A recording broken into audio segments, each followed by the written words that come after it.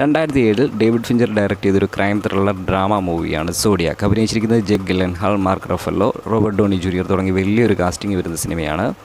സിനിമയുടെ പ്ലോട്ട് എന്ന് പറയുന്നത് 1969 മുതൽ നഗരത്തിൽ ഒരു സീരിയൽ കില്ലർ ഇറങ്ങുകയാണ്. പലയിടങ്ങളിലായി കൊലപാതകങ്ങൾ നടക്കുന്നു. ഇതിൻ്റെ എല്ലാം ഉത്തരവാദിത്വം ഏറ്റെടുത്തുകൊണ്ട് ഒരാൾ കത്തുകൾ അയക്കുകയാണ് പോലീസിന്, ഇത് ചെയ്തത് ഞാനാണ് എന്നും പറഞ്ഞുകൊണ്ട് പല പ്രാവശ്യം പല കൊലപാതകങ്ങൾ നടന്ന ശേഷവും കത്തുകൾ അയക്കുകയാണ്, പോലീസുകാരെ വെല്ലുവിളിക്കുകയാണ്.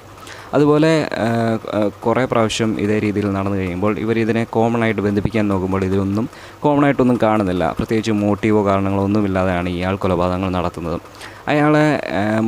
അയാളുടെ മുഖം കാണുന്ന ഒരാൾ മാത്രമേ ഉള്ളൂ, പക്ഷേ ബാക്കി ആർക്കും ഇയാളുടെ മുഖവും പിടികിട്ടിയിട്ടില്ല. അതുപോലെ അജ്ഞാതനായ ഒരു കൊലയാളി, ഇയാൾ കോമണായി ബന്ധിപ്പിക്കാൻ വേണ്ടിയിട്ട് സോഡിയാക് സൈൻ എന്ന പേരിൽ ഇയാൾ അയക്കുന്ന കത്തുകളിൽ ഒരു സൈൻ ഇടുന്നുണ്ട്. അപ്പോൾ അതാണ് ഇയാളുടെ ആകെയുള്ളൊരു പോലീസുകാർക്ക് കിട്ടിയിരിക്കുന്ന തുമ്പെന്ന് പറയുന്നത്.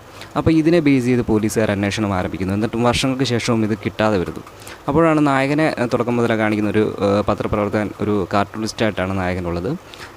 നായകൻ വർഷങ്ങൾക്ക് ശേഷവും ഈ സോഡിയാക് കില്ലറെ കിട്ടാതെ വരുമ്പോൾ ഇയാളും ഇതിന് പുറകെ ഇറങ്ങിയാണ്. അതിനുശേഷം ഇയാൾ പല രീതിയിലും പോലീസുകാർ പോയ പാറ്റേണിൽ നിന്നും വ്യത്യസ്തമായിട്ട് ഇയാൾ സ്വന്തമായിട്ടൊരു പാറ്റേൺ ഉണ്ടാക്കി ഇയാൾ അന്വേഷിക്കുകയും അതിനുശേഷം ഏകദേശം ഇയാളെ കിട്ടുന്നു എന്നുള്ളൊരു സിറ്റുവേഷനിലേക്ക് വരുന്ന ഒരു സ്റ്റോറിയാണിത്.